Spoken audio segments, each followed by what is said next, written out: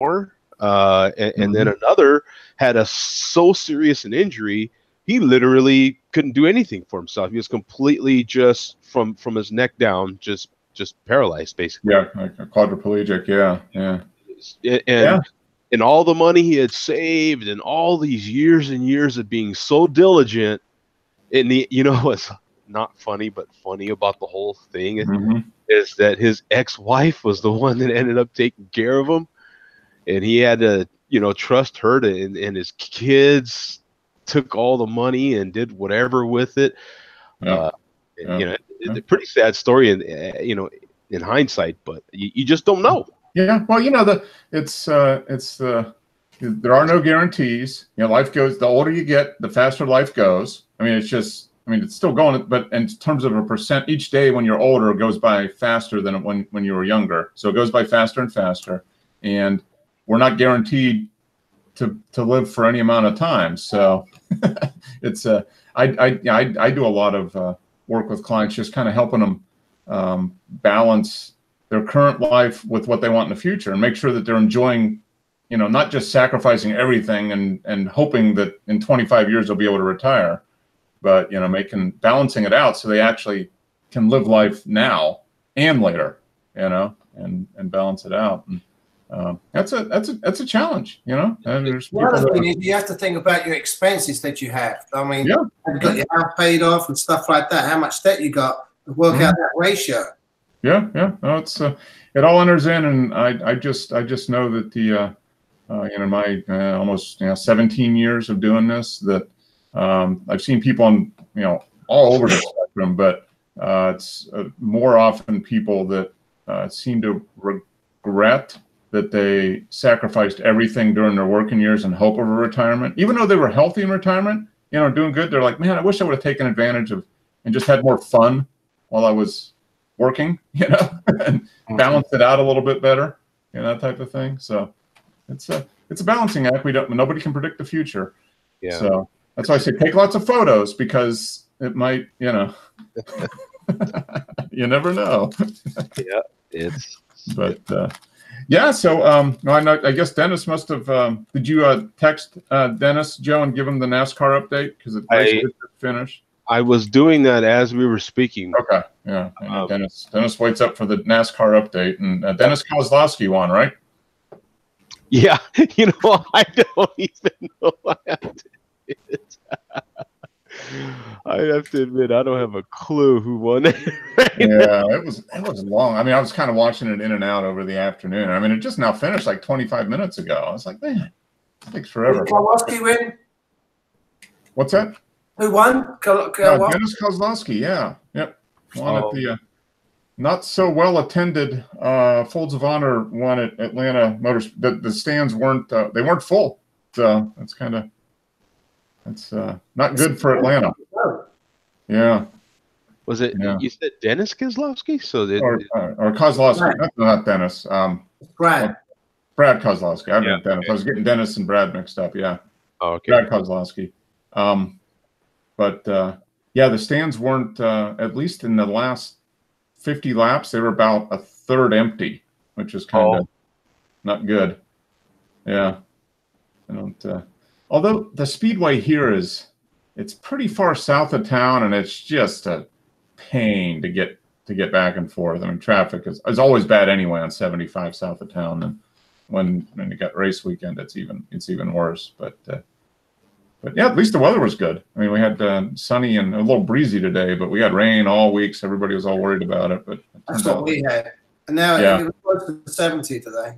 Yeah. You guys got more rain, and we got a few inches of rain here over the week. So, but it's winter. I mean, that's what we get. That's what we get in the winter. So as a result of that and work, I didn't do any photography this week. So I'm counting on you guys to have. I know Wes had done some because he's posted some images. Yeah, did a lot. Yeah. I posted 2 old ones, not too old. Okay. Not old. Older ones. Okay. Good. Yeah. Good. It still won't let me post anything, and it won't let me. Oh, it's not letting you. You're over 1,000 again. Yeah, I'm like, I just refuse to pay for. I'm not. Yeah. I'm not going to pay for Flickr anymore. I don't really use it. Just delete the old ones and keep yourself a cushion of whatever and do it that way. Yeah. And the rate's it's going up this year, right? Is it up to $45 or something? You know, I don't know. For Pro? Yeah, I paid like 43 or something. Okay. I didn't pay anything. Yeah. That was with a discount, so I think next year it's going to be like 50. Okay. Oh, wow. Yeah, I re-upped at 25, but mine was September. So I've got pretty good amount of time before I have to do it again. But yeah, I just upped I'll probably do it again. I'll probably up again, but I have increased the line item in my budget each month by a couple bucks. So I make sure that I'm at whatever it is, $40 or $50 in August instead of 30. So why is it paying? Because I'm not paying anything when I sign in. Only if you have over 1,000 images. Yeah. Well, that's why then. Yeah, 1,000 images are free, and then after that, then if you want more than that, you got to upgrade to the Pro account or whatever they call it now. At some point, you know, I would imagine you'd hit 1,000 images at some point, however long that takes you. Yeah. I'll delete them as I go along. Yeah. I don't know what I'm at. I think I'm at like 1,300 or 1,400 or something like that. So it's it was cheap for a while, but now it's definitely gone up. I think it was $20 I felt like or something, wasn't it? Yeah, it was. It was $24 for quite a while because I've been a pro member, at least on Flickr, not a pro photographer, that's for sure. Flickr for 4 years or something. And I was like, I can do $2 a month, basically, is what it comes out to. Right. That's fine. But I'm actually at 1,031 images. So I could. We'll see where I'm at when it comes time to renew and see if I want to delete a bunch and not renew, that type of thing. Mm-hmm. See if I want to save it. But I guess on one hand, I kind of want to support Flickr a little bit, but I don't know. It's SmugMug.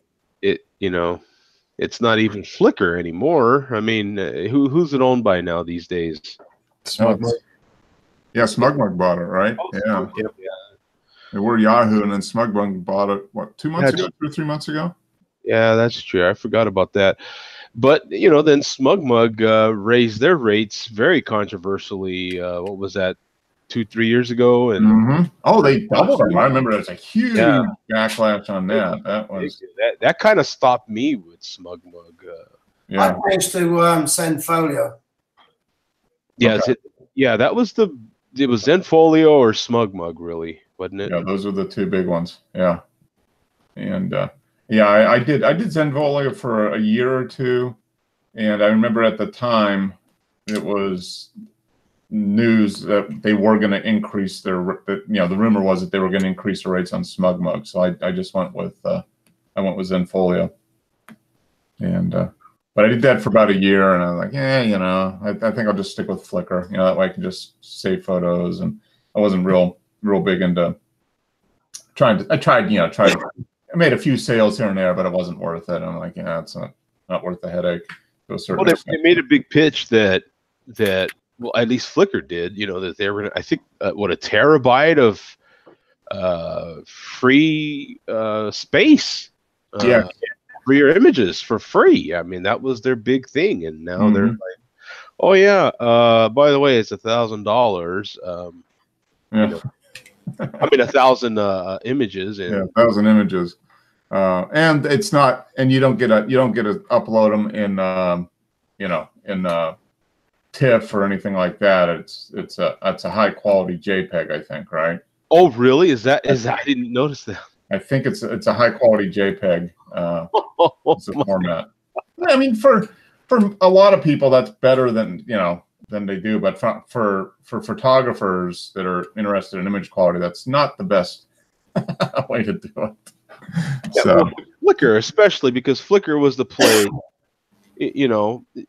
That's where amateur and pros alike come together. Yeah. So it's just. The landscape of the photo sharing and all that stuff has changed a lot in the last few years. It really has. I mean, I don't know what other pro sites or there's 500px, right? That's what. Yeah. Yeah. Do you do? I've got a 500px account, but I've downgraded to the free one, I think, and I haven't posted too much on there. Yeah, I haven't uploaded anything there in a couple of years now. Yeah. I still get emails from them saying join this contest and whatever and all that, but yeah. Now you do 500px, don't you, Dennis? I sure do. Yep. And do you like it better than Flickr? Yeah, but it's a free account, so they only allow you to load up a few photos a week now. Yeah, yep. It's limited to 8 or 10 photos or something like that. I kind of feel like, and I would love everybody's input here, because I kind of feel like, I know how I feel, and it seems there's a little bit of buzz going around like this where now I don't really feel like sharing that much anymore. You know what I'm saying? I'd rather keep my stuff on a private cloud, if you will, and then share that with the people that I really No, I think care to. Maybe they can change the name to Bean Mugged. To what? Change it to I've Been Mugged. Oh yeah. Yeah, because it's so much money now. Yeah, you know, you've got your NAS devices and all these other storage solutions becoming more affordable, and a lot of people becoming a little more tech savvy with these sorts of things. And it seems like, you know, well, what do I need to do that for? I can access all my photos on my own home server. Yeah. I think there's a little bit of a and I don't know what you're doing with my images anyway. Yeah, with all the stuff that's come out about, you know, just how nobody's really paying attention to your privacy when you're online. I mean, you know, but I've always kind of believed that anyway. It's like, if you can do something online, you just got to figure that it's out there, and you know, just be aware. And only do stuff online that you would you know be proud to show your mother, you know, pretty much. Because it's hey Dennis, so did you take down all your junk selfies there, you know, from Flickr? Are they still up there? Yeah. I did. Yeah, I did. I didn't want to use up all my space junk. Yeah. They are large files. Yeah. I was thinking of putting it on in a TIFF. Yeah. Yeah. Yeah. But yeah, it's you know, there's people forget that anything you do online is there forever for the most part. You know, it's it can be found. I've had within the last 2 months, I've had 2 clients who just came to me kind of out of the blue. I mean, in other words, I hadn't been referred to them or anything like that, but I just I have a link on my company website, you know, to set a meeting. And so I get an alert when somebody sets a meeting, and it's like, oh, okay. When I check my database, I was like, I've never talked to this person again. So yeah, that's cool. I mean, that works. And they said, well, in both cases, they said, well, we did check you out online first. We took a look at your social media profiles and all that stuff, and you know, we feel comfortable talking to you now. So the good thing about this, Mark, is that you can load all the stuff up, and then when you croak it, it's still there, because my friend's Facebook page is still up, and he's been dead 3 years. Yeah. Well, there's a service you can get that will kill all your social media if you don't respond after a certain amount of time. Yeah, don't you have to set that up at the individual social media platforms, or is there another way of doing it? I think there's a service that does it, allows you to do it. Like it pings you like once a month or something. If you don't respond, okay, so it kills everything. It's a test to see if you're still alive. Yeah, right, basically. Yeah. Well, that's actually a good idea. It's really a good idea. Imagine how much data that's taken up. Yeah, you just think about all the information, all the data. Hey, Crusher, that is out there, just bazillions of terabytes. I don't know what a thousand. Well, we know a 1,000 gigabytes is a terabyte. So what's 1,000? Is it a petabyte, Wes? Yeah, I think so. Petabyte. And what's yeah, it goes petabyte? like it goes Hexabytes. Yeah. There's it. I think it goes. What there's like, is there 20 of them or something? It goes like, up. Yeah. I think there's 20 different. I forget how far. It goes quite a bit though. I've heard Leo Laporte talk about it quite a bit. Yeah. Yeah. You just got to imagine how much data there is out there now. I mean, it's just crazy. So yeah, I mean, it's one of those things you just want to, if you're going to do something online or post something online, you just be something that you are comfortable talking about at some point in the future, because it's going to be there. It's going to be there. So, boy, if anybody checked my social profile, I'd be screwed as far as work goes. I mean, I'm like, if I depended on, if I was doing something that's semi-serious like you are, Mark, and they were like, yeah, we thought we'd check out social media, and I think I'm good until they check YouTube. Then I'm screwed, Yeah.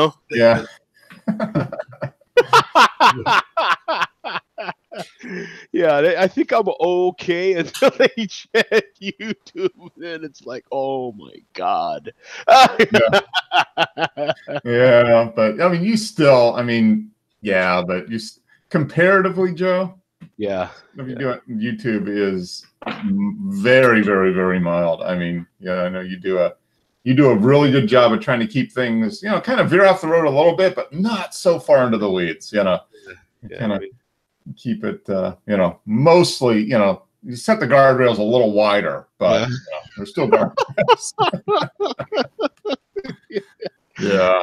When I think about it, we're not as bad as other shows, that's for sure. From what I hear, I guess Rod J show's pretty. I've never been on Rod J show. I haven't either. That's on Thursday nights. I just don't. I don't do it. So Dennis has got some images. I know he went. It sounds like he went to the pub today. Is what right? I did. It's been, actually, the weather's been pretty good today. It's I think it was about 19 degrees coming up. Wow, that's summertime for you guys almost. Yeah, I think it's a record at the moment for February. I think it's going to change next week. Of course, we'll be back to what you're sending us over from the States. Yeah, probably. Yeah, what's coming through right now? They're getting snow and stuff in the Midwest and East, and that'll drift over your way in a few days, 4 or 5 days. Yeah. Look forward to that. Yeah, I'm sure you do. Just it's we send it with love, Dennis, and send it with love. Well, and there's Simi putting photos up showing ice all over the water. An iceberg appears in the bay of Connecticut. Yeah. Big iceberg. Coming your way soon. Coming soon to the UK. Something that was kind of interesting, Mark, is on Canon Rumors. Oh, okay. Yep. LensRentals.com assembles a lens that can see behind itself. Ooh. Okay. So that's interesting. So well, obviously the field of view is 270 degrees, right? Yeah, 270 degree field of view. Wow. Okay. Do they got an image of it? Let's see. They have a little video, but distortion free, Joe. Yeah, right? There's got to be a little bit of distortion in there, you think? Yeah, but that's pretty. The bubble on this thing. I mean, the glass looks insane. What would I search under? Would I search under Lens Rental? Just Canon Rumors. Okay, I'm on Canon Rumors right now, so I'm just looking. I don't see it on the. Oh, you don't see it? Okay. Let me see. Maybe I can put a link for you. Scroll down. It's talking about the Speedmaster 50.95 coming through the RF mount. I'll put a link in the chat. Okay. That's interesting. 270 degree field of view. That's interesting. That's it.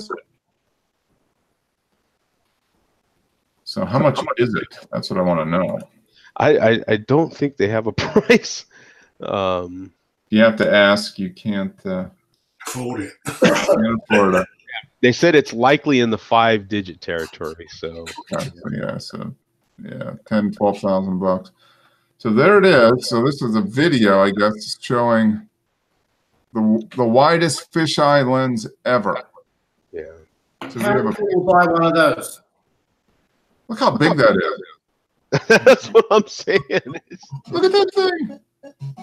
It's crazy. You won't even be able to see the camera. It'll just be the lens. Look at that. Look at that. Look at it. It's insane, man. I think that's a walk around. Yeah, I think you just carry that around. That's good street photography. Yeah. Right? Everything. If you ever want to shoot everything. So it's got to be way out in front. Talk about getting your shoes in the picture, Dennis. Yeah. I don't mind buying the lens. It's just the filters cost so much money, Joe.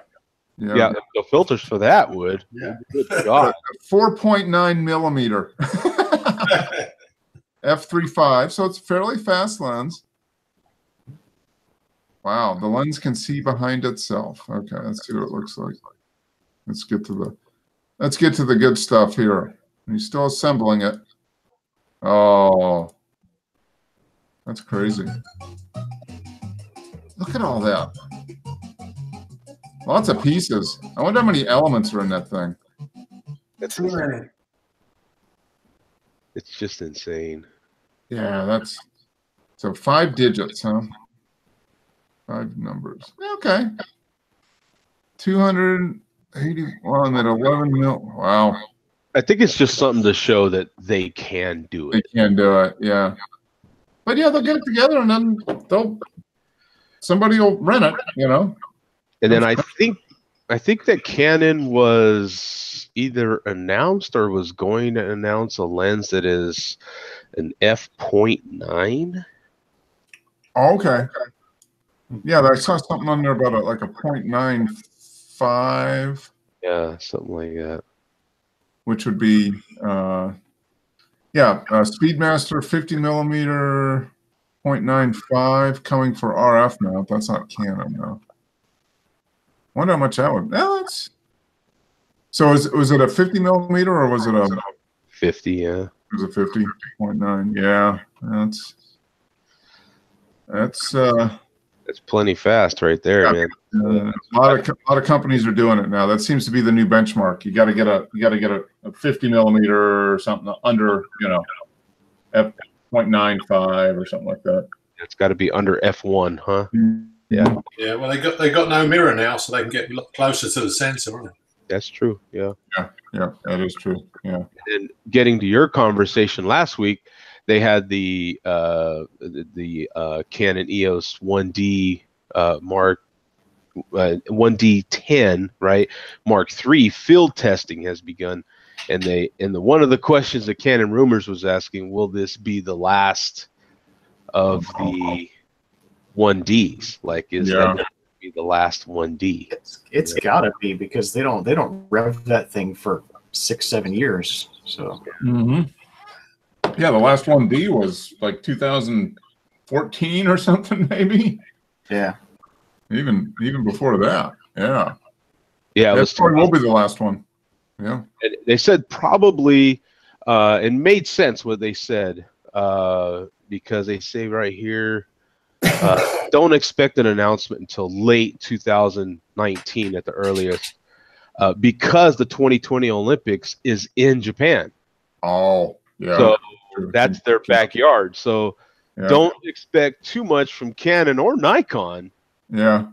Until 2020, right? Because like 19 or 2020, because they're gearing up for the Olympics, man. Who don't you if anybody, you expect them two big boys to have? Oh, yeah.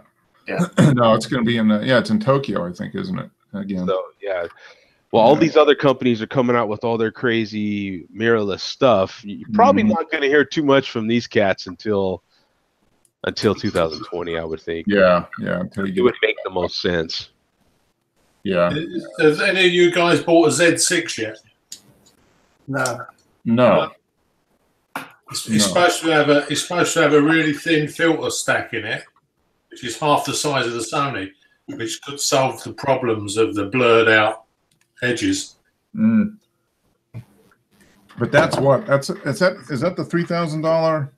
No, that's the 6 is the one which has got the AA filter on it. The expensive one is the 40 megapixel, is it? Okay.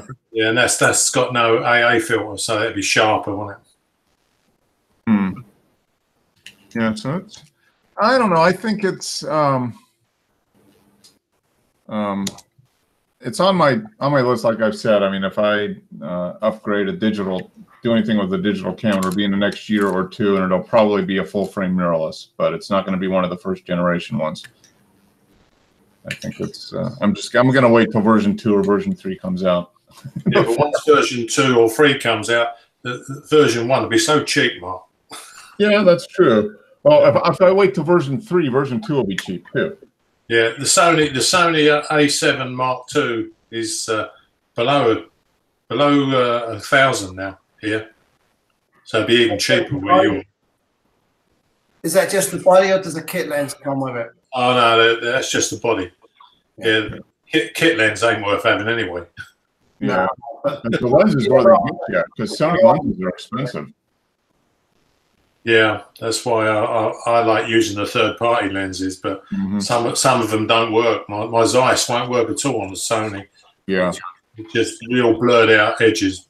Yeah.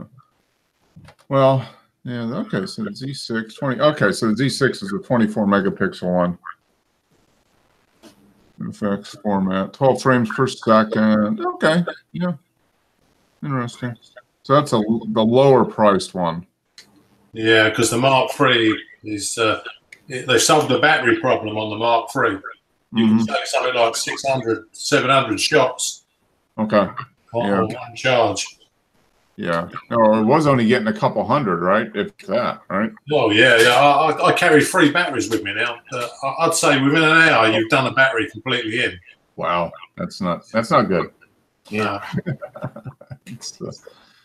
But I guess batteries are small and cheap. Well, that's part of the reason the batteries are small is why they go up. The Nikon is supposed to be pretty sad as well. Only about 300 shots on a battery charge. The new Z. And what do you get on your EM10, Wes, as far as shots usually? I don't know, because I've never done like a lot of shots with it, but I walked around all day with it turned on and it's fine. Okay. All right. So, I mean, yeah, like if we go to St. Augustine for the 4th of July, I'll walk around all day taking pictures and it's no problem. And then maybe like at night for the fireworks, I'll change out the battery because it's down to 2 bars. Okay. Yeah, I don't think we hear about batteries. I don't know that we have battery issues as much as we used to. Yeah. Right? I think some of them like the Sony when they first came out with the like the one you have, Dennis, it just seems like it's pretty bad. I think it all comes down to how often you use the live. You have the screen on the back of the camera. I mean that makes if you keep forgetting to turn it off, it eats the batteries. It shuts itself down after a while, but it's not good. I think it's a real flaw because I've got the version 2, the Mark II, and it's still the same size batteries. But the new one has got a much bigger battery, and then it's double the rate.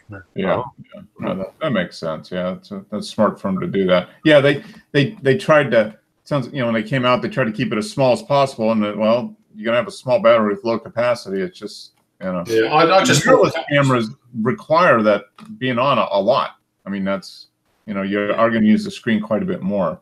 I bought 2 spare batteries off of eBay. And they actually turn out to be better batteries than what the Sony came with.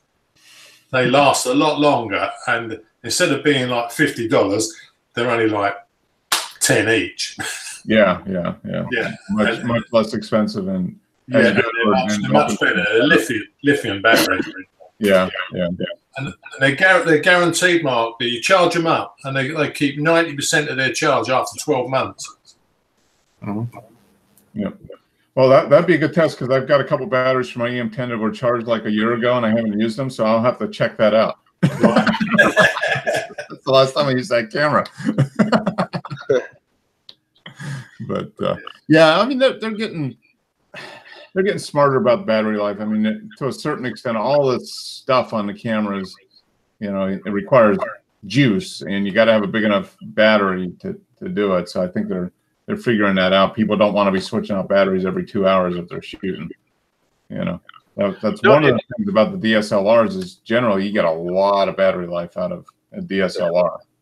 Well, they didn't have all the features, in all fairness, that the mirrorless do. I mean, all the tech that's in there, like you said, requires juice. So mainly the having Wi-Fi built into these things and all. Wi-Fi sucks down the battery fast. If you leave that on, man, at least on the EM10. Have you found that, Wes? Have you left Wi-Fi on and it seems like the battery just like I don't ever leave it on. I just turn it on when I want to transfer something and turn it back on afterwards. So there were a couple days where I turned it on and I forgot about it. Like, how come this battery went out after 20 shot, the Wi-Fi, because it's always searching. I mean, it's just always looking for something. It'll just drain. Yeah, figured it out. But it's basically we're running around with just computers. I mean, that's essentially it. Computers with a lens attached, and computers take energy. So it is a concern. But yeah, they're starting to figure it out, I guess. Well, speaking of energy, let's expend some energy looking at some images. How about that? All right. That's a good transition. Woohoo! Yeah, that was. I could be a professional. All right. I took some photos of my new Oreo cookies that I bought. You did? Cool. Which one? Which flavor? I finally got my hands on the new carrot cake. Okay. And I also got another new one, which is one that's so obvious. I swear you'd have thought they'd come out with a long time ago, but they hadn't. What is it? Dark chocolate. Dark chocolate. I had those. I bought a pack of those a couple weeks ago. Yeah. Okay. So those are the two new flavors, and it's taken them. I bet you it's been 4 or 5 months. It feels like, at least. Mm-hmm. Huh. I've picked up a few. I've kind of gotten off the Oreo flavor train. I guess I got to get back on. I've missed a few. Well, you haven't missed much because they have not had anything new, not for a long time. It's been quite some time. They may be running out of ideas. Lime-A-Rita flavored Oreos. That's what we need. I don't know. Because all they would have to do is go to Japan and just start dishing out some of those flavors they have over there. Yeah. Mm-hmm. Dear God, they've got some bizarre flavors over there. I don't know if people would buy them though. Here to end up with, like oyster flavored Oreos. Yeah, they've got some really crazy flavor. I would buy them. Seaweed Oreos. Yeah. Yeah. They should at least make them available to our market so that we could, Mm-hmm. Well, they're probably doing some of those over there. They probably are. I would think. Sea urchin and squid flavored. Oh, just like I can't wait to get some of those. Oh yeah, I would. Yeah, I mean, not there can't be much worse than the what was the gummy sort of one that they came out with. It was like a fish. There's that one candy that certain people can like and others just despise, and it's shaped like a fish, and they're kind of gummy. Swedish fish, yeah.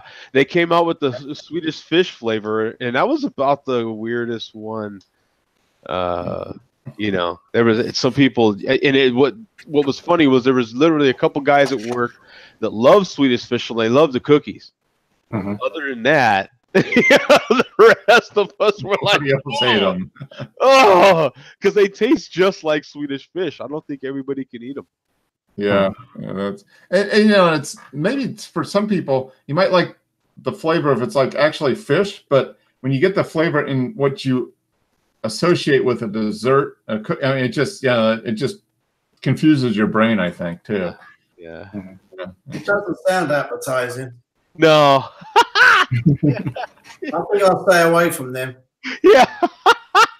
Yeah, there's those limited run, and that's the thing about it. I like that sort of thing. They're just they're out for a little period of time. They only made so many of them, and they're having fun with it. I mean, and it kind of builds its own momentum. People it, so they kind of. I think sometimes they feel like, well, we got to come out with some new stuff, even if we only sell, whatever, 10,000 boxes or whatever it is. We gotta keep coming out with stuff, and just to say we're doing it almost. Well, it's like Girl Scout cookies. They're $4 a box now. Yeah, I know. I just had to. I had to pony up to the Girl Scout Mafia today. I mean, they showed up and rang the doorbell, and they wouldn't let me go unless I paid for those cookies. I mean, that's $4 of cookies, please. They're awful. They're awful, and they come up. They're $5 here, man. Yeah. We got 4 boxes for 18 bucks. I think it was. Yeah. The thing is, you buy the boxes from someone, then the next day you go to the supermarket and they're outside again, and they say, "You want to buy cookies?" You say no. They look at your bad and say, "Why not? You're helping us." But you've already bought them. Yeah. Oh yeah. Well, they're everywhere. The problem is they get the little girl in her outfit, and she's, I don't know how the kids just have these like puppy dog eyes, and they're like, "Would you please buy some cookies?" And you're like, "Son of a bitch." All right. Damn it. Sometimes I just give them a donation and not take the cookies, so I don't have to eat them. Yeah. I've done that a couple times. Like, here's $5. Yeah. But no, the cookies aren't. They've got a new flavor this year, I think. So. Yeah, and I bought them too. Yeah, I know. I bought a bunch of them, and I took them to. I don't really eat these cookies. I literally take them to work. I put them out on the break room table, and they're gone. Yeah. Whatever ones disappeared fast. Then I. I'm looking through some of the flavors of these Chinese Oreos, and some of these aren't bad. They have a mango orange one, grape peach. That sounds pretty good. Yeah.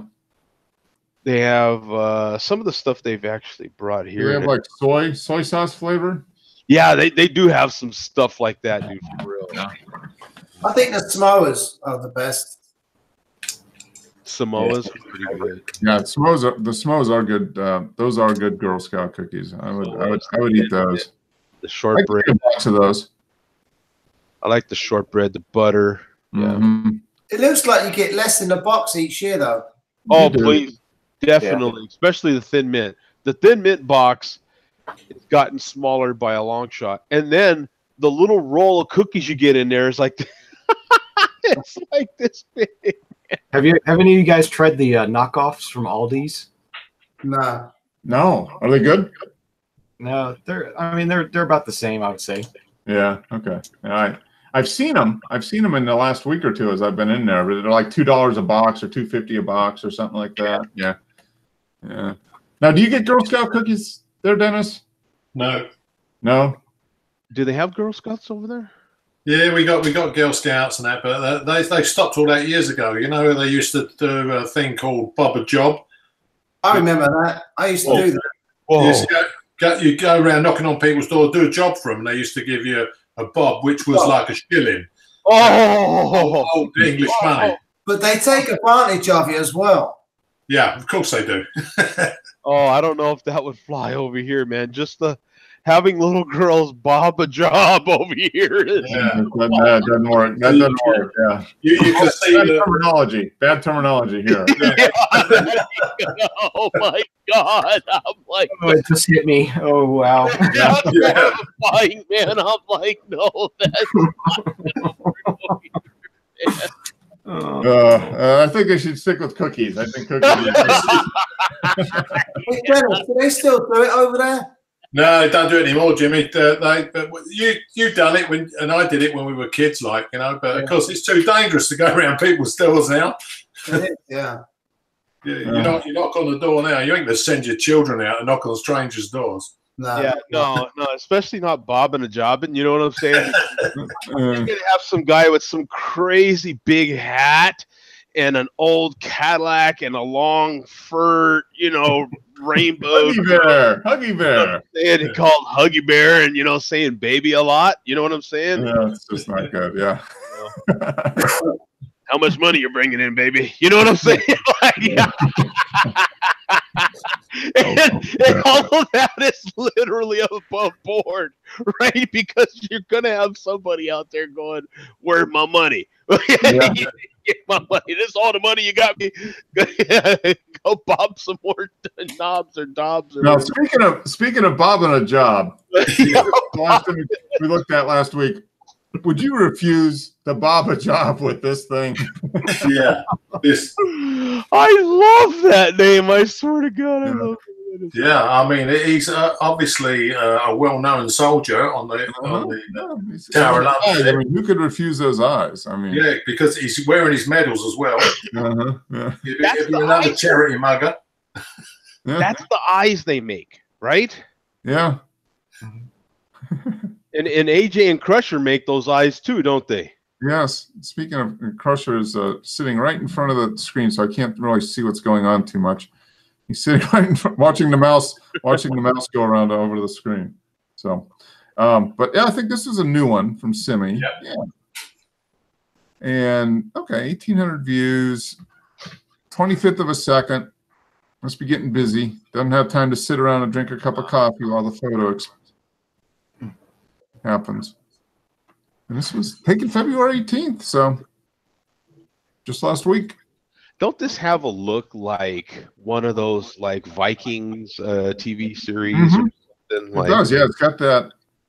I mean, like something from the intro of a TV series, doesn't it? Yeah. Like, you know, or one of those real good British series that I watch, or something like Luther or something. Yep. You know, the way it starts and it has that nice dreamy feel to it. Yeah. You know what this looks like, Joe? This looks like Simi's new camera. He's just going under the water. Yeah. He's not catching it in time, right? He's not catching this one, yeah. It went under the water. Yeah. This is the last frame it took before it went in. Yeah. Last one, yeah. Yeah, he's got it down. Oh, there we go. See, this looks like Frozen, maybe, or snow. Yeah, no, it's ice. The other one was ice. In the background, it's ice. There you go. That's what's coming. Yeah, cheers. Yeah, he's so 18. This was taken on the 18th, so 15. This was taken on Monday. Yeah, it's on Monday, last Monday. It's that's good. He is getting out there. And it's kind of cool. I mean, to be because he, goes a lot, not a lot of the same locations, but he's been to a lot of these locations multiple times over the last 3 or 4 years. So you can, in different seasons. So it is kind of interesting to see, the look of things. Does he live among all these scenes, or he travels? He's pretty much local to these. Yeah, most of the stuff is around Connecticut. I mean, he lives in Connecticut, so this is stuff within typically like an hour of his house. Right. Yeah. So he's got a lot of very nice areas to go, relatively close. He must get up in the middle of the night, Mark. He gets up early. Yeah. Yeah. Absolutely. It's his, got to sacrifice something. He sacrifices sleep because he's doing a lot of stuff first thing in the morning. Yeah, if you're a light sleeper anyway, or you're just kind of an early riser like I am, I mean, yeah, no, it's to do landscape photography. It's either beginning of the day or end of the day. It's usually beginning of. I don't know. Well, yeah, I mean, but you got to either get up early or stay out a little later. Yeah.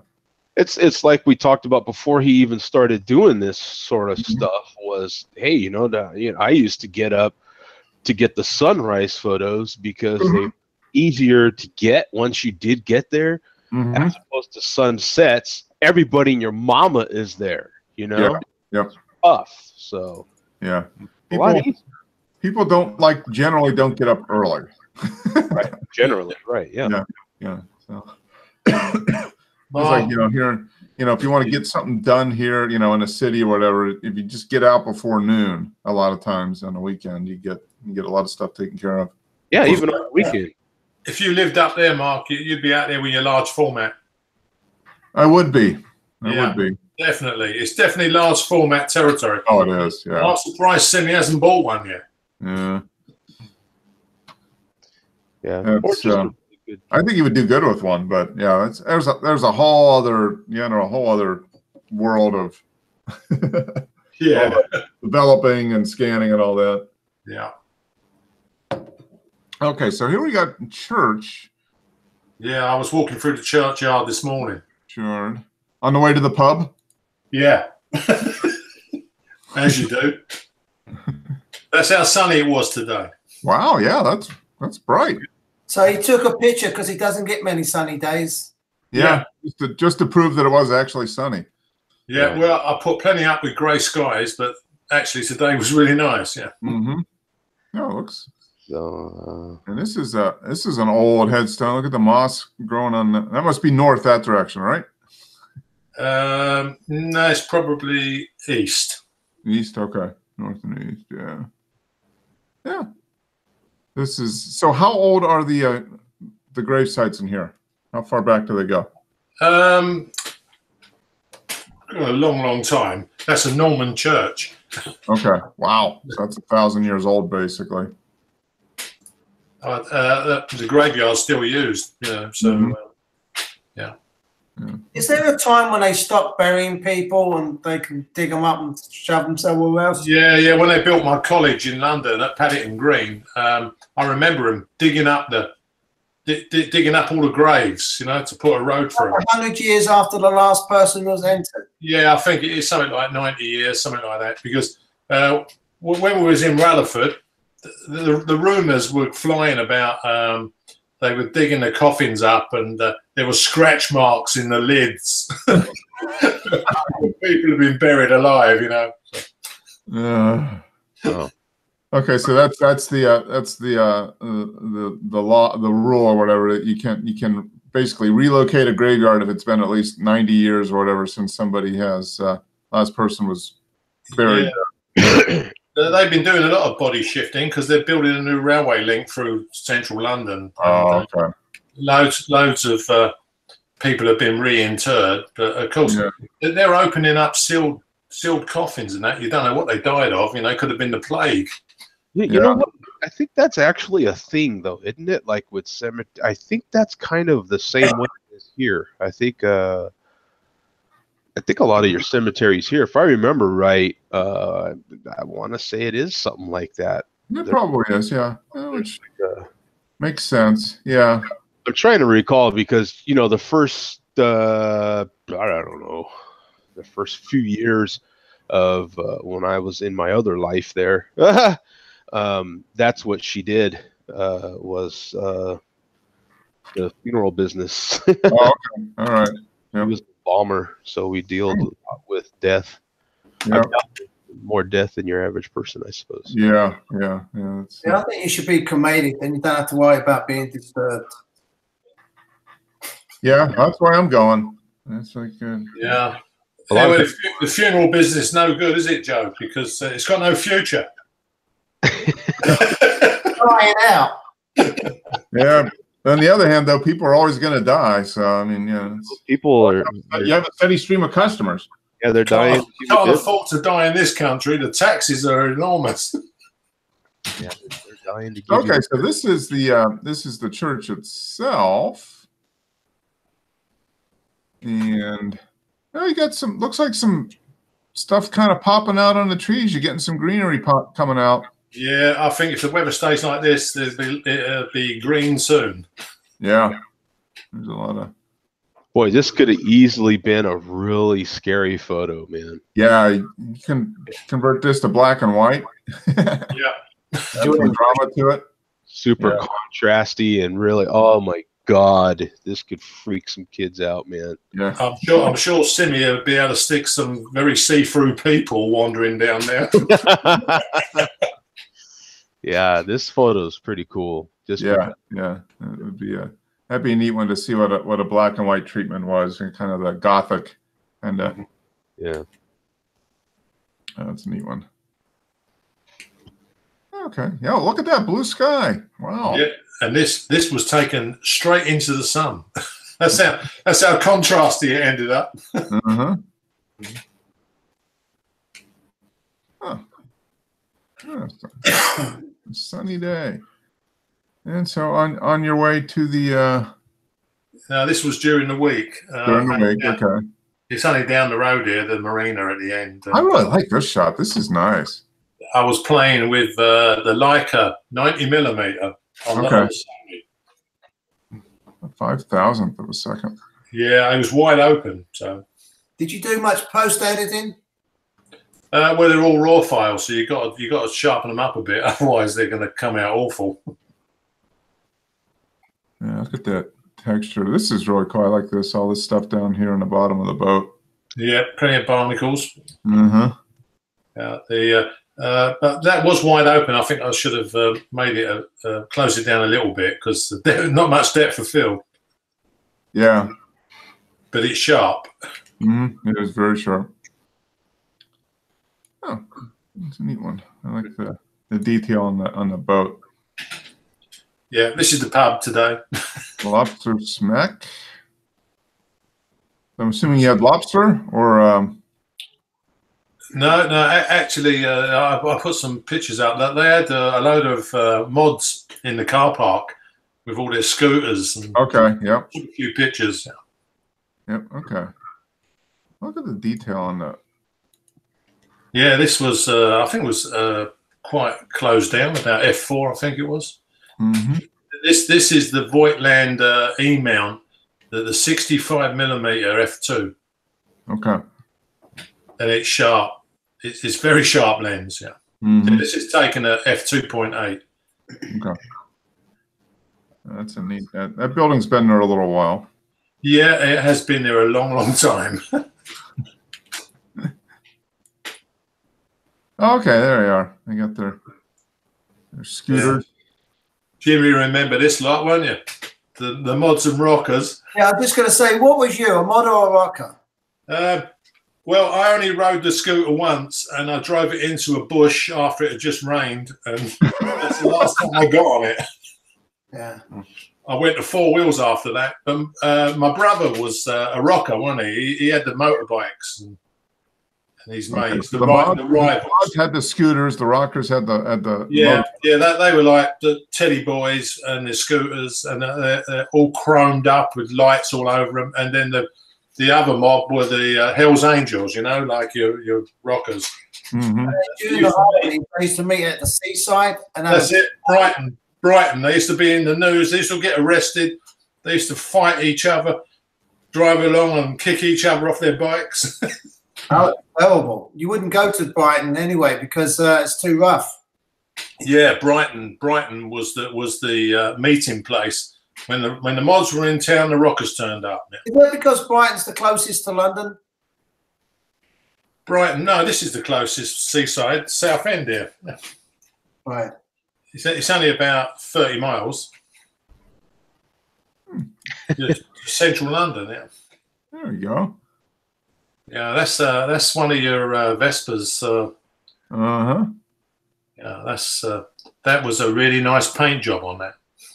Yeah, that's well done, actually. Yeah. These are pretty dead serious. Yeah. Yeah. It's like a Harley. Yeah, it's just a scooter. Yeah. Yeah. It's Yeah, I don't remember him having disc brakes. That one's got disc brakes. Yeah. Oh, it does, doesn't it? Yeah. It does, yeah. I remember when I was in school, we had there was guys that were mods, and they would ride scooters. Yeah, we used to crack up. But yeah, it was. Did you have these in the States as well, then, Joe? You know, with all the lights all over them, and yeah, we had mods over, at least in LA. Yeah, it was. As a matter of fact, and it's still kind of the way they dressed and the way they kind of carried themselves still kind of carries now. I see a lot of kids still dressing that way. They just call it something different. It kind of seemed like it turned into a goth thing. Like, yeah, mods used to wear a lot of black and white, but they dressed a little more. Smart dressers. I'm sorry. The mods were smartly dressed. Yes. Yeah, the mods they wore suits. Yeah, exactly. Suits, shirt and tie, you know, and the rockers, well, they were like your Hells Angels in America, you know, with the leather jackets and the big, powerful motorbikes. Yeah, and it seems like the mods from in my day was a little later than yours, but it it was still a similar thing. It seems like a very similar thing as when you guys were, and so but now it's the kids. It seems like it's gone more into a goth thing. Yeah, it is. Yeah, very dark and black lipstick and all that type of stuff. Yeah. Did you have a scooter, Jimmy? I didn't own one. I owned a motorbike when I was a. What motorbike did you have? It's a Yamaha 175. Oh, right, yeah, because my brother, he had an Ariel Square 4. It's a 1,000cc motorbike. Yeah. That's a big one. Yeah. That was kind of a classic Yamaha right there, wasn't it? Like 175, yeah. 5, yeah. It was great. I think these things were only 125. Yeah, 125cc. Yeah. Yeah. Renowned for falling off in the wet. Yeah. He's got the fairing on there. Yeah. Yeah, this guy done it properly. He's got the rack and he's got the lights and he's got the mirrors. Just hope he doesn't crash. Yeah, it'd be expensive. That paint job on that was really nice.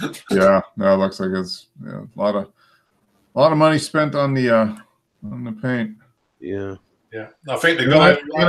Dennis got home from the pub and he had a few too many pints, and this is what he saw. Yeah, this is. I was seeing how many sun stars I could get from the fiber optics this time. Okay, so you did this. Okay, f8, 0.6 of a second. You got a fair amount. Look at that. Yeah, this stuff is pretty much on the same plane. Yeah.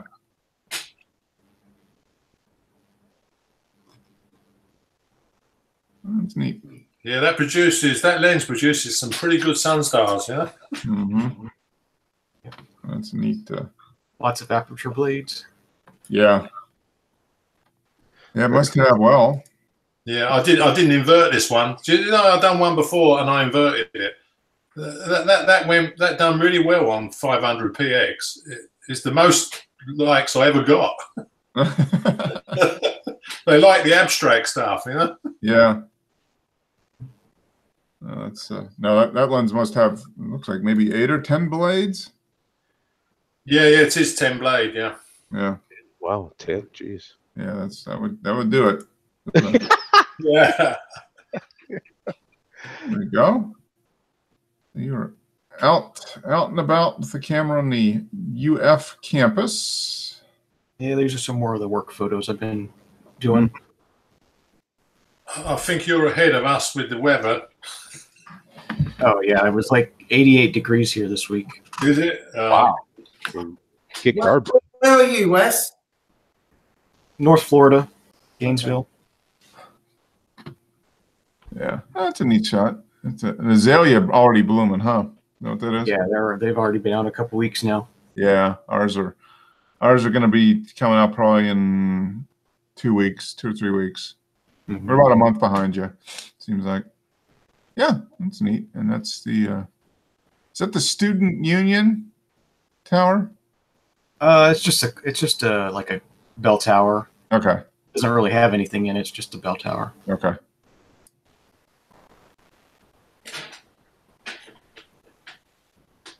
And this is just like campus life kind of.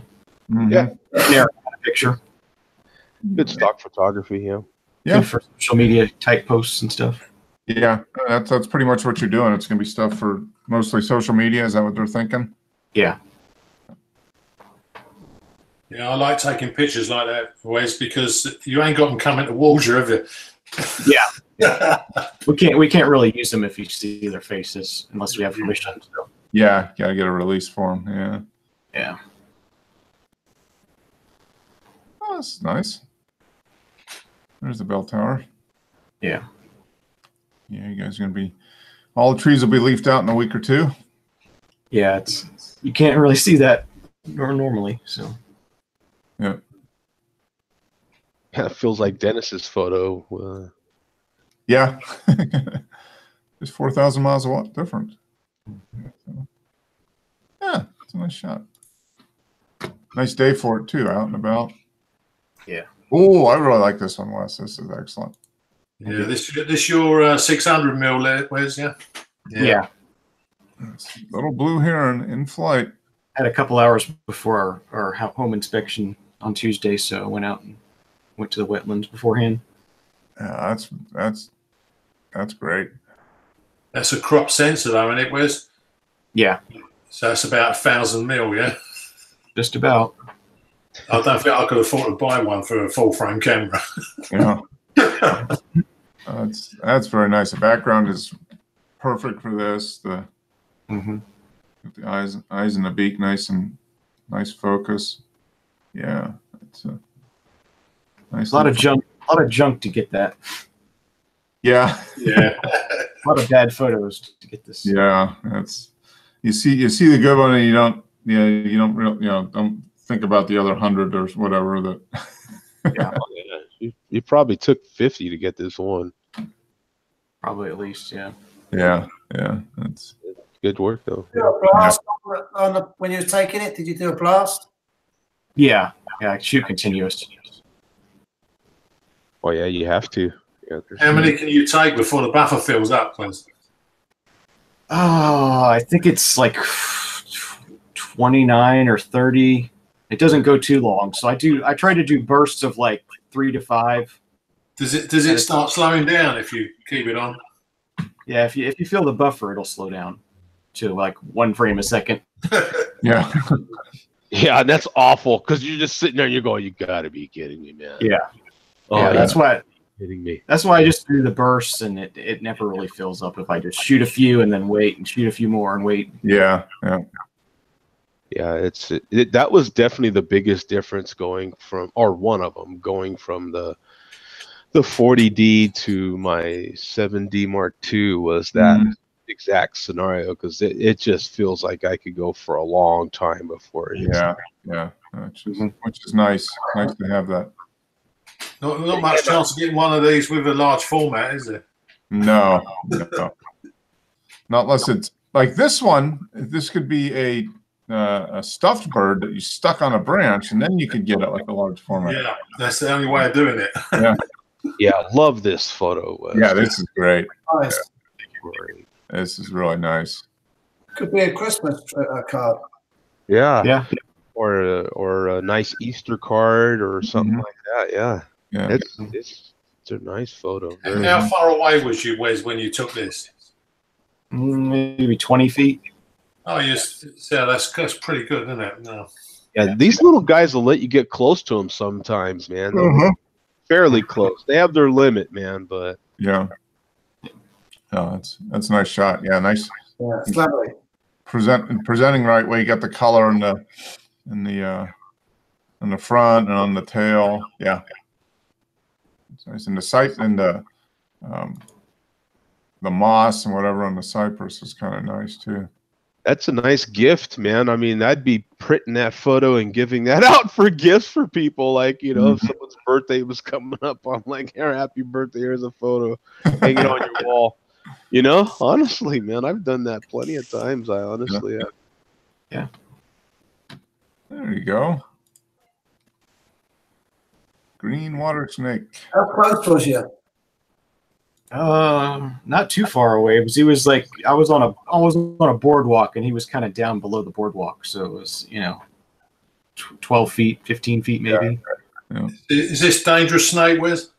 No, it's not. I didn't know at the time, but after I figured out what it was, it's not venomous. Yeah,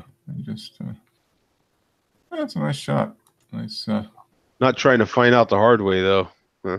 Right. Yeah. I treat all snakes as if they're venomous. Yeah. Just in case. This is downtown Charlotte. We was with the other photo club.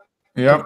We went down Charlotte and said that we have 50mm. Just take some photographs, and we was told, like when we was walking around, all right, take a photograph of this, take a photograph of this. So with this, I took this outside the restaurant because the picture was for the restaurant. But I like the scooter outside because in Charlotte, a lot of people were using these scooters. Yeah. Trouble because they're running people over.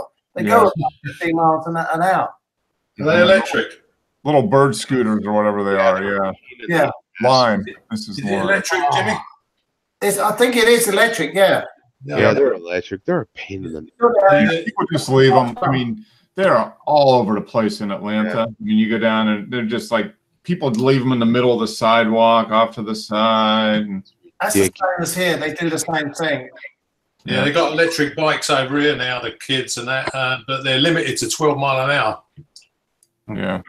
Yeah, These will do 15. These will do 15 miles an hour. These things will zip along. yeah, they just go in and out of traffic so much. Yeah, they zigzag, and you see them on the bike paths or the sidewalks, and they're zigging and zagging between people, and it's just like the way they, some guy got done for killing a woman on a bike. Mm-hmm. He just ran into her, couldn't stop. He had a fixed wheel, and he just drove into her and he killed her. So he ended up getting put in jail. Yeah. You don't see as many of the bicycles like you used to, even just 6 months ago here in Phoenix, but not as many of the bikes. But man, these scooters are just. But in a lot of the suburbs, a lot of the other cities that are around Phoenix have tried to be very, arms open to a lot of these tech companies.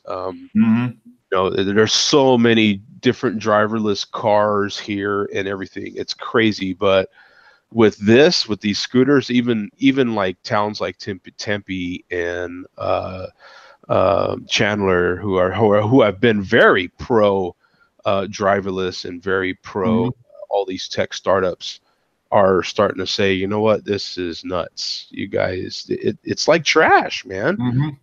That you realize the economic. I really, what they're doing for the community is kind of big. They're giving some transportation, a lot of kids into a lot of people out there. You realize that they're helping other businesses because there's other people that have started businesses just powering these things up. So they will pick up bunches of these things, take them to their wherever place, and then charge them up and then drop them back off. And they get paid for doing that by some of these companies. And that's how they're able to, this one's Lime or something. Yeah, Lime. Yeah. We have those same ones over here. And that's how they're able to keep these things juiced up, is there's other people that are smart enough and they're like, you know what, we'll charge these things for you. And it's like selling electricity back to your power company, right? Like that's how that works. And so they just, okay, how much juice did they take up and this and that, and they pay them for that electricity they used. But having 15 or 12 or 10 of these things just piled up on top of each other, some of these corners aren't very far from each other. They're like there'll be 12 on this corner, 10 on this corner. It's just awful. Yeah, and just like little piles of scooters, and no organized really at all. They're just all over the place, and it's just awful. It really is. A lot of people are really getting annoyed by it. Yeah. This is another part of the event where we were taking photographs. And this one, everyone took a photograph of the telephone, but I wanted it to be different. So I took my cap off and put it on the line just to make it different from everybody else. I like that, because you know what? That kind of makes the photo for me too, because you're like, why would someone leave his hat there? It kind of makes it art, really. Yeah. Well, the color of your cap is kind of similar to at least in the image here, is the. Wow, look at that. That's like the last payphone in Charlotte, probably. Yeah, I was going to say, did you take a picture because you got a phone that works? I don't know. I didn't use it. I like this photo, man. I'm telling you, this is like, this is actually art right here, man. I like it. But no, making a statement. I just took the photograph as it is, and I thought, I want to be different, so that's what I did. Yeah, and it's really simple. This blown up, and I am not even joking. This could be in a gallery somewhere, honestly. It's like our super autistic, man. This is like, it's saying a lot of stuff, right? Because you could have a whole conversation about the phone itself. You could have a whole conversation about when the last time you used one. why is the hat there? Like, it's just, you know, it's kind of cool, man. Yeah, the colors are nice. The contrast is nice. Yeah. Yeah, it's the lighting is perfect for it, man. I like the way it's nice the way the shadows fall. It's spot on. Neat shot. Yeah, cool. Yeah, it just shows you. I mean, everybody's taking a picture of the phone, and you're like, well, let's mix it up a little bit. And put the that's cool. Yeah, it's good stuff. Thank you. What happens when you actually get out with your camera, Joe? Actually, I know. Can you imagine? I don't know. That's what I hear. I hear rumors that you get out and use the camera. Yeah, Joe. We've had no models. Yeah, no models from Joe for a long time. For a long time, yeah. It's gonna be a while more. I promise you. Yeah, it's crazy. It is crazy. Yeah, you get the link to his private site. Huh? Yeah, you got to get the link to his private cloud. Yeah, yeah. My my page site. What Joe'sGirls.com. Yeah, Joe. Yeah. Yeah, you got to go to the and sign up to be a member. My Patreon site. Yeah, and then you know, yeah, that's yeah, you know, quite honestly, quite frankly, that's what's your Patreon. I think I've told you guys in the past. Patreon changed everything. They just did. I mean, you know, I'm taking photos of these girls and I'm paying them good money to model for me, and then I would give them images, and they're putting them on their Patreon and getting paid again. I'm like, that ain't how it works, doll. Yeah. You know. So yeah, I don't. You saying you didn't get your cut, Joe? Yeah, absolutely. I mean, I actually have all the right in the world to sue them. Yeah. I actually have a lot of ground to sue them. But you know what, though? By the time you pay the legal fees, will you have much left?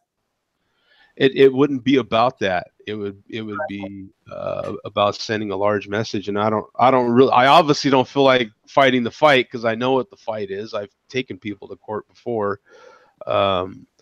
I just don't feel like going through the hassle. I just don't. I don't shoot models that will want. I don't shoot models right now at all. I just keep. I probably. Well, I just got asked just this past week again to do another photo shoot. I just don't. I won't shoot where they have like a Patreon and they're definitely going to want images, because I just tell them I'm not going to give you images. It's just not the way. I'll give them a couple, but they're not going to be anything super great. They're going to be decent images for their portfolio. Maybe honestly, maybe 2 or 3 images. Maybe. I am super tight with my images now. I'm like, nah. If I'm not going to be making money on them, I don't want you to either. You know what I'm saying? Like that's the way it works for me. I'm not making money on them. I don't, that's just the way it works for me. I'm not about that. You know what I'm saying? I don't have to make money on them. Now, have you had any models say, well, I do plan on doing this, but here's an agreement, and we'll split it or whatever? Have you had anybody approach you about that? No. I've talked with it to about 2 of my serious professionals, the gals that have been in Playboy and Penthouse, and I've had those serious conversations with them. And they're not the type of girls anyway to do that. They put those photos on their personal site, but they're not trying to make money off of my photos. They're just specifically trying to make money off those images. Yeah, they're just trying to draw more attention to themselves, of course, and then they get out there again, and hopefully another shot to be on the cover of you name the magazine again, right? Yeah. And to me, that's what it's for. You know what I'm saying? And so yeah, those girls still get. I'll send them a plethora, but those girls haven't come around in a little while. So yeah, that's the thing with the models. I've been trying to get more amateurs so I can just avoid that whole situation, but I haven't really been. Actually, Dennis might be kind of happy because I've been getting into an analog format, Dennis. Really, Joe? I'm really impressed. I am into an analog format right now, man. I'm into the vinyl, and it's just on a round form. You know, and you put it on there, and there's an old kind of made from the same material as film. I mean, yeah. So, you know, is it a black disc with a hole in the middle? yeah. And lots of round grooves that go around like that. Yeah, my friend had a load of those, and he rang me up and he said, "Do you think this is some kind of record?"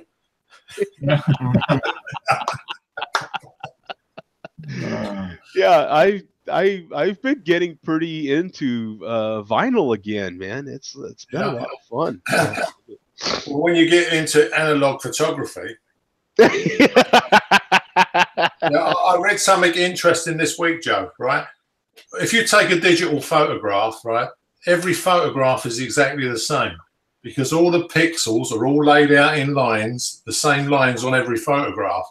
Whereas an analog, the grain of the film is different on every photograph, and they reckon that when the human eyes look at stuff, it accepts that as normal, and digital photographs are not normal because they're all mathematically worked out. Yeah. Yeah. It might be part. I mean, that might be part of the appeal of the look of film over digital. Yeah, yeah. He said that when you look at the grain in a film, it's normal life.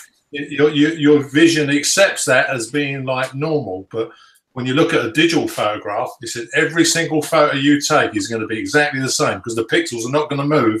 They're all in one. They're all in lines, right? And they've got mathematical algorithms working everything out on every photograph. Yeah, well, it's kind of the same argument that people make with digital and vinyl on the music side. Yeah, you know? that the vinyl or analog music sounds different, and I think it's partly because, well, the system that's used, but I think also there's more variability in it. And just because of all the stuff that's, you know, you got a record spinning, you got the needle in there, and it's bouncing around trying to track, you know, so there's more randomness in it, whereas digital is what it is to a certain extent. So yeah, I downloaded a FLAC file on a Status Quo album, and I played it on the amp, and then I put the record on, and the record just sounded so much better than the digital file. Yeah. And I think that's part of it. I think is the analog is there's more variability in the playback. It's not exact every single time. There's always that element of change or something different every time. Well, and it to me, it's just like photography, right? You have the precision of the digital, which is just so sharp and so precise. It can be blown out, right? Like you can screw up a digital photo pretty damn bad, right? You know, they can just get too bright, too blown out really quick. And you don't necessarily get that with film, right? You don't necessarily have to worry about. You've got a bigger range, generally. Yeah, it's a very similar thing with vinyl and digital as well. You can get really bright and blown out really easily with digital if it's not mastered right. And I don't get those big highs with vinyl. You know, I get more of a calm sound, more of a warm sound with vinyl. And the variabilities to me are your weather, your climate in your environment, your room you're listening in. You know, I'm constantly trying to control the static, and there's a little bit more of an art to even playing the vinyl, right? And it's like, how's it going to go? You're more involved in the experience, I think, and that's part of it too. And Mark, that's with our minds. I mean, that's basically what it is. Mark, when you focused the enlarger image in the darkroom, you using the microscope, you know, the focus scope. Yep. when you look right down into the photograph and you pull the grains of silver, get them crystal sharp, you know you're going to have a perfectly sharp image. Yeah. But to your point, that when you do that, the few that I've done, every spot the grain is completely different. I mean, it's a random pattern of how the grains line up. You know, that's what makes every photograph you've taken. Every photograph is different. Yeah, everyone is different. Yeah. That's a good analogy, and I think that the same does apply to a spinning plastic disc with a hole in the center. There's it's affected by a lot more of the environment that it's in, just the whole mechanical process. I mean, even though you can get really exact, but the fact is that it's still bouncing along. You know, it's still trying to track a groove and bouncing along. That's a lot different. And, my son, who's 22 soon, he actually bought an LP last week. Wow. Yeah, he hasn't got a record player to play it on, so I think I'm going to be asked to play it. Yeah. I would think it's got to be a big deal if you're a new artist, one of your current artists right now, music artist that is, and to have a CD, sure, to have an album, a CD is one thing, but to actually see an actual LP, old school, like an actual print like that of your music has got to be incredible. It's a different feeling for me just holding a record. It's like, wow, this is cool. You know what I'm saying? This is you're getting something for your money. It's like photography. Instead of having a file in cyberspace, you've actually got a piece of film. You've got something. It's a lot of similarities. Yeah, it's both digital and analog have their place and can give very good results in both photography and sound, and they're different and not necessarily good or bad. They're just different, and that's what makes it fun. Yeah, I actually took 3 film cameras out with me today. And because I'm trying to use the rolls of film up inside the camera. You're feeling pressure. I've got 36 rolls in my 35 millimeters, but I took the medium format as well, but that's still 12 on a roll, and it's finding 12 subjects which are worth using the film on. Yeah, that's the thing. Yeah, well, that's there's definitely a lot of comparison between music and photography. Both you get the digital and the pros and the cons are basically the same.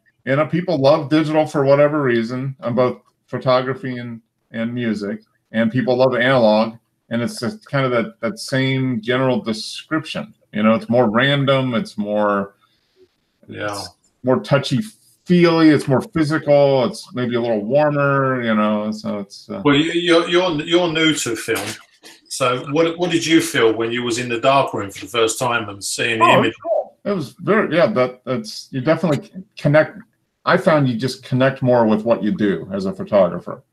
I mean, there's just that extra step of actually developing film, and then you got to scan it in. So there's actually 2 or 3 extra steps compared to digital. You can bypass the scanning. You can just do a proper photograph. Yeah, that's true. But you still have to go in, if you want to enlarge it. You still got to go in the darkroom, which is all that other stuff that goes with it there. Yeah, and that kind of ties in with I guess the allure of vinyl or analog. Because you gotta clean the record. You gotta take the record out. You gotta change. Flip the record from one side to the other every 20 minutes or whatever. So you're more involved with the process. I found the biggest problem with large format was the dust mark. Oh, yes. Yeah. I mean, you really need anti-static, anti-static brush, blowers, because dust just gets... That's the biggest problem with vinyl, too, is the static in the vinyl records. All vinyl, no matter if it's film or records. Yep, attracts dust and static. It's static. As soon as you take it out the sleeve, every bit of dust in the room will stick to it. It all gets attracted to it, sticks to it. Yeah. I mean, that's the way that works, but it's, photography, I'm looking at all the different sorts of prints that I have, and and that's the end result is the print, you know, and printing on all the different types of materials that we have is just gets you that wow factor. There's very large artistic prints that I've spent hundreds of dollars on, you know, hanging in my house, and when people walk in and see that, they're like, wow. You know what I'm saying? And that's what it's all about, you know, when you can make images like that and actually print them and have other people experience that is you know, no matter how you get to that level. And it's very comparable with hi-fi because you know, I had a friend over, Mark knows this, I had a friend over not too long ago, and I actually put some music on for him both ways, digitally, and he was like, oh my God, I'm hearing stuff I never heard before. What the hell? You know, and it's just so much fun to have someone with that wow factor listening to a resolving system like that, and then put on an LP and have them listen to a record the way they've never listened to it before either is a lot of fun.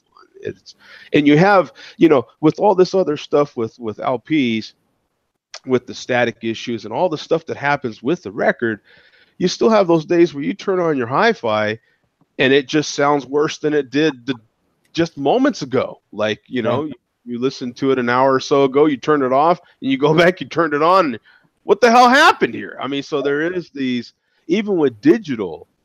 It changes. Do you have a certain size you like to do your prints when you enlarge them? Oh yes, Bayphoto by far. What size? Oh, what size? Oh, Do you have a certain size you like to do your prints? Oh, oof. It just depends on what I'm doing. I do most of them either 20 by 30 or 12 by 18. Right. But I have some that I've done, you know, 60 inches. I'm looking at one right here over my head that's over 80. Those behind you look like they're the same size. Yeah. All those right there are 12 by 18, and then the ones that are above it that you can't see are all 20 by 30. 20 by 30. Yeah. And the one that's above my head that you can't see is 80 inches wide. I think you need some more pictures. Yeah, I have my work. I have my work all over this house. Yeah, you bet. Every photo that hangs in my house, I've taken. He only does this, Jimmy, because he doesn't like putting up wallpaper. Yes. Thank you, Dennis. Dennis has figured me out. Yeah. All right, guys. Hey, speaking of static, I'm going to get a lot of static if I don't end the show here. Oh, nice. All right, Mark. Close that one up. I like that. Boom. Yeah, I want to go. So yeah, and Wes and Joe know that the boss is small, but she swings a big hammer. Hey, yeah, no, hey, she got the big hammer, baby. Yeah, that's right. I don't mess with the boss. That's right. Hey guys, great show. Appreciate it, and you guys have a great week. Keep taking photos, at least Dennis and James and Wes, and then Joe and I'll comment on them. Yeah. All right, guys. Have a good week. Yeah. All right. See you guys.